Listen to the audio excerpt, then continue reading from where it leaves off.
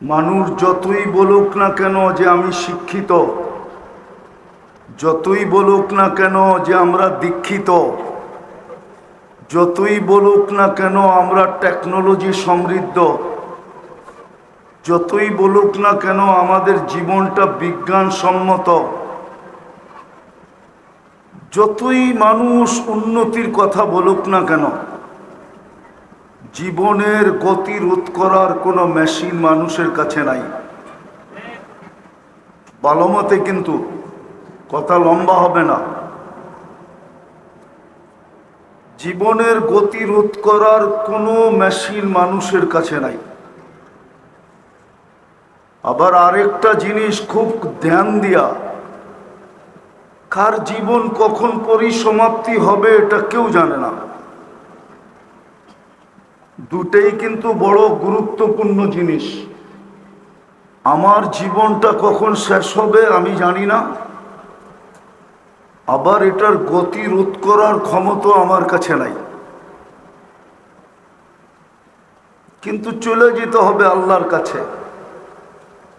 ইচ্ছা থাকলেও যেতে হবে, অনিচ্ছাকৃত যেতে হবে।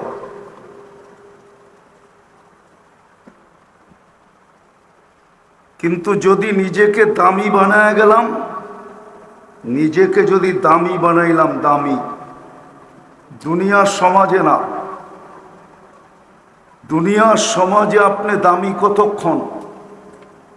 বাইচা আছেন যতক্ষণ। প্রমাণ এখন দেওয়া যাবে। এইখানে যাদের মা বাপ নাই, একজনও নাই যে ডেলি 2 রাকাত নফল মা বাবার জন্য পড়ে। এইখানে একজনও নাই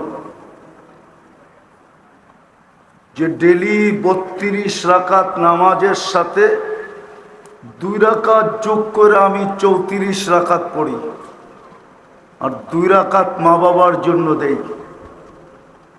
বোঝা গেল যতদিন সামনে ছিল বড় দাম ছিল। কবরের পেটে চাইতে দেরি, আমাদের দিলের থেকে মা বাবার দাম মুছা যেতে দেরি হয় না। ঠিক আমাদের দামও এরকম মুছা যাবে। বিদায় আবারও বলতেছি, জীবন কখন শেষ হবে এটাও কেউ জানে না। জীবনের গতিটা রোধ করার ক্ষমতাও আমাদের কাছে নাই। কিন্তু চলে যেতে হবে, সময়ও লম্বা না। 60-70 বছরের জীবন, কিন্তু নিজেকে দামি বানায় যেতে হবে। দামি দামি বানানোর জন্যই আল্লাহর 24 ঘন্টার বাজেট। আমরা আর আমার পরিবারের জন্য কয় টাকা বাজেট করি? আমাদের পরিবারের জন্য আমাদের কয় টাকা মাসিক বাজেট বলেন? রাষ্ট্র আমাদের জন্য কয় টাকা বাজেট করে? 18 কোটি মানুষের জন্য কয় টাকা বাজেট? আর আল্লাহ আমাদের জন্য 24 ঘন্টা অবর্ণনীয় বাজেট করেন। অবর্ণনীয় বাজেট, বর্ণনা দিয়ে শেষ করা যাবে না। অবর্ণনীয় বাজেট করেন আল্লাহ। এই জন্যই তো ফাতেমা রাদিয়াল্লাহু তাআলা আনহা ফজরের পরে ঘুমাইতেছিলেন। ফজরের নামাজ পড়ি ঘুমায় গেছেন, তো আল্লাহর রসুল সজাগ করতেছিলেন, বলতেছিলেন, বেটি, আল্লাহ এখন রিজিক বন্টন করবে আর তুমি ঘুমাইতেছো।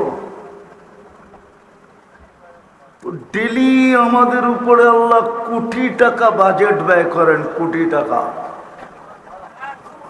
হ্যাঁ, একটা একটা করে দেখাইলে দেখানো যায়, এত সময় নাই, এত সময় নাই। যদি অক্সিজেন পানির দামে কিনতে হইতো তো ডেলি 16,500 টাকা বিল দিতে হইতো। বর্তমানে 850 কোটি মানুষ, 850 কোটি মানুষের বিল যদি 16,500 করে হয়, তাইলে এইবার দেখেন কত টাকা ডেলি এই 850 কোটি মানুষের জন্য হয়। বাজেটটা কে দেয়? না আপনি কিনেন অক্সিজেন?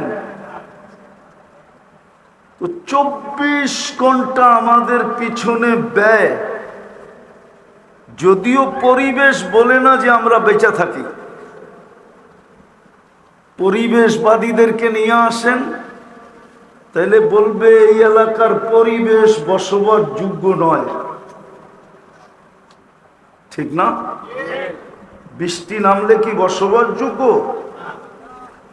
কি রাগ হয়ে গেলেন মনে হয়? ঠিক না?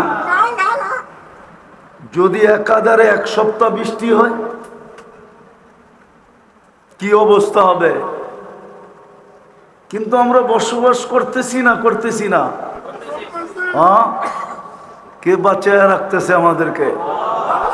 কিন্তু পরিবেশবাদীরা তো কয় ঢাকা শহর ছোটবেলার থেকে শুনতেছি এটা বসবাসের যোগ্য না। দূষণযুক্ত শহর হলো ঢাকা শহর, দূষণ মুক্ত না। কিন্তু দিন দিন জনসংখ্যা বাড়তেছে, আর যুগের পরে যুগ আমরা বেঁচে আছি। কে বাঁচায় রাখছে? আপনার পিছনেই বাজেট কেন একটু ভাবেন। এত দামি ব্রেন দিলেন, তারপরও ভাববেন না।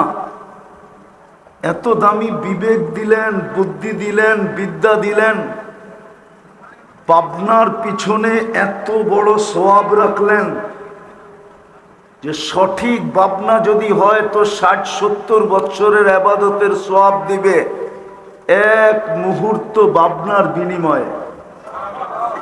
একটু ভাবেন, কেন আপনাকে আমাকে আল্লাহ বাজেট ব্যয় করতেছেন? 24 ঘন্টা কেন আপনি আর আমি লালিত পালিত? কি কারণে? শুধু এই কারণে যে আপনি আর আমি নিজেকে দামি বানাই। রাগ হয়ে যান না এই এলাকার মানুষ। শুধু শিল্পের কারণে এই এলাকায় এত লোকের সমাগম দেখা যায়। যদি এই এলাকায় শিল্প না হইতো তো মানুষ টোকাইতে হইতো যে এখানে মানুষ আছে কিনা। রাগ হয়ে গেলেন? হ্যাঁ, শুধু শিল্পের ফ্যাক্টরিটাই তো উন্নত, আর নাইলে পরিবেশটা তো আর গুলশান না। গুলশান না বনানী, না বারিদারা, না ধানমন্ডি, না উত্তরা। যদি পরিবেশটা উন্নত না হয় তাহলে কি পাইয়া আমরা ভুলা গেলাম যে আমাকে আমার দামি বানাইতে হবে? আমাকে আমাকে আমার আমাকে আমার দামি বানাইতে হবে। কি পায়া ভুলা গেলাম বলেন? জবাব দেন আমাকে। কি পায়া ভুলা গেলাম? দামি বানানোর জন্যই তো 24 ঘন্টা সুরক্ষা। কসম খোদার, জমিন 1 মিনিট আমাদেরকে টিকা থাকতে দিতে চায় না। যদি টিকা থাকতে দিতে চাইতো তাহলে আল্লাহ এই কথা কোনোদিন হাদিসে কুদসিতে বলতেন না, ইন কানা আবদুকুম ফাশানুকুম বি। আল্লাহ জমিনকে বলে, বন্দা তোমাদের হলে যা খুশি তা করতে পারো। ইন কানা আবদি, যদি বন্দা আমার হয়, খবরদার যদি চোখ উঠায় দেখলা।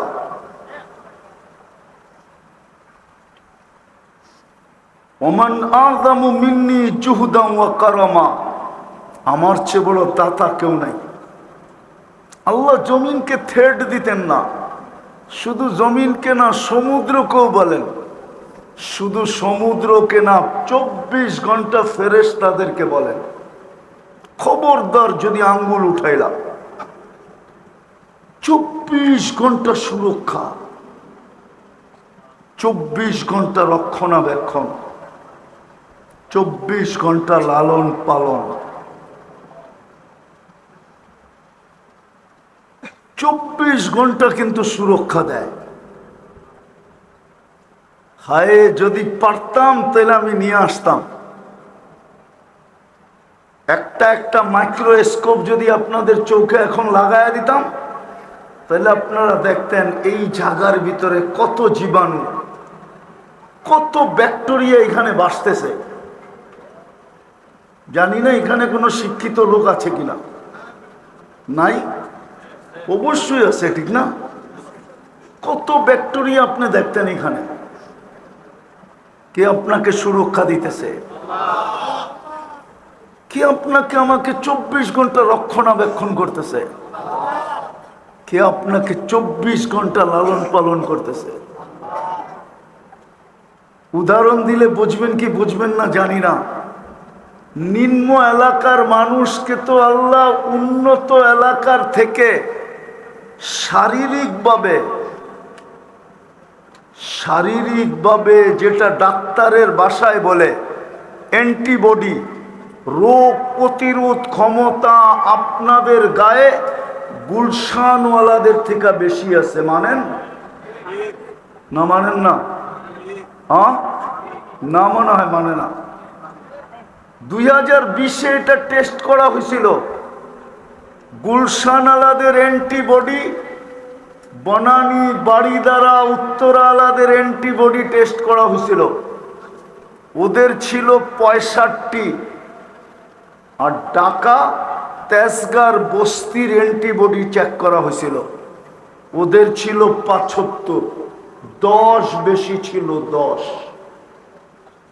বলেন, চোখ তো বলে বস্তিওয়ালাদের অ্যান্টিবডি কম হওয়ার কথা, ঠিক না? পরিবেশ অনুন্নত, খাওয়া দাওয়া যেমন তেমন, সাধারণ খাওয়া। এই এলাকার দিকেও তো তাকাইলে দেখা যায় সব শ্রম পেশার মানুষ, ঠিক না? সত্য তো? খাওয়া দাওয়া তো তেমন উন্নত না,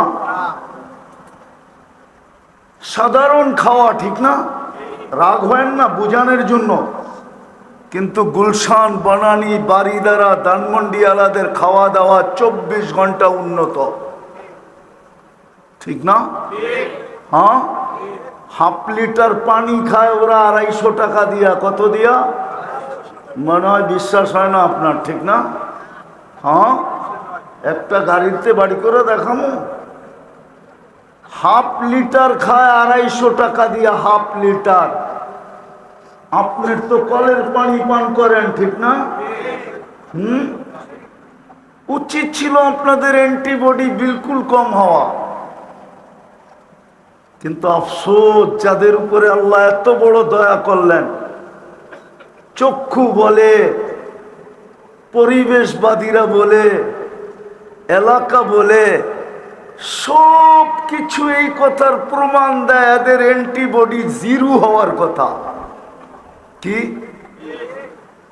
কিন্তু মাপলে দেখা যায় উন্নতওয়ালাদের থেকে আপনার অ্যান্টিবডি 10, 15, 20 বেশি। কে বাড়ায় দিল? কেন বাড়ায় দিল?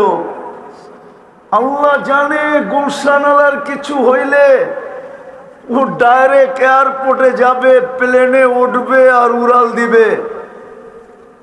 এই গরিব, এই শ্রম পেশার মানুষগুলা তো বেশির থেকে বেশি ফার্মেসি পর্যন্ত যাবে, ফার্মেসি।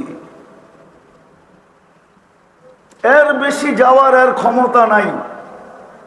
বিদায় আল্লাহ এতটুকু অ্যান্টিবডি দিছে যে 10 টাকার ওষুধ দিয়ে যেন ভালো হয়ে যায়।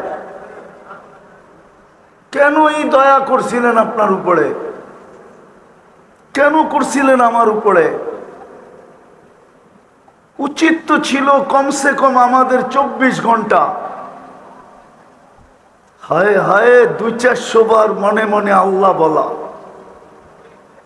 কিন্তু এখানে তো একজনও নাই যে অভ্যস্ত যে ডেলি 100 বার আল্লাহ বলে। একজনও নাই এখানে, এক যুবকও নেই। অথচ আল্লাহর দেওয়া যৌবনটা দিয়ে কর্ম করে, আল্লাহর দেওয়া দেহটা দিয়ে কর্ম করে, আল্লাহ দয়া করছিলেন, অ্যান্টিবডি বেশি দিছিলেন। এই দিকে তাকায় যেন 10 টাকার ওষুধই কাজ হয়, 10,000 যেন না লাগে, 10 লাখ যেন না লাগে।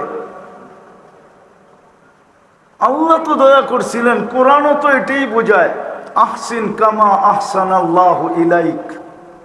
ও মানুষ, তোর উপরে যতটুকু করলাম তুইও তো বিনিময়ে একটু কর, তুইও তো একটু কর। আহসিন কামা আহসানাল্লাহু ইলাইক ওমা জাযাউল ইহসানি ইল্লাল ইহসান। আমি তো 24 ঘন্টা তোর উপরে দয়া করি, তুই মাঝে মাঝে একটু কর না। করলে কি আল্লাহিত্ব বেড়ে যাবে? আল্লাহর বড়ত্ব বাড়বে না রাজত্ব বাড়বে? কি বাড়বে? কিছু বাড়বে? আল্লাহর তো বাড়বে না। তো যেটা বুঝাইতেছিলাম, 100 বার তো আল্লাহ বলে না এখানে কেউ। সবকিছু বাদেই দিলাম, আমি শেষ জায়গায় চলে আসছি। সবকিছু বাদেই দিলাম। যদি 5 ওয়াক্ত নামাজও পড়তো তাইলেও তো মনটা বুঝাইতে পারতাম যে ডাক দিতে দেরি, ছুটে আসতে দেরি করে না। ডাক দিতে দেরি, অথচ সহজ তো করছিলেন। শ্রম পেশার, মধ্যবিত্ত এবং শ্রম পেশা এবং গরিবদের জান্নাত তো আল্লাহ হাতের মুঠার কাছে দিয়ে দিছিলেন, মুঠার কাছে। জান্নাত তো হাতের মুঠের কাছে।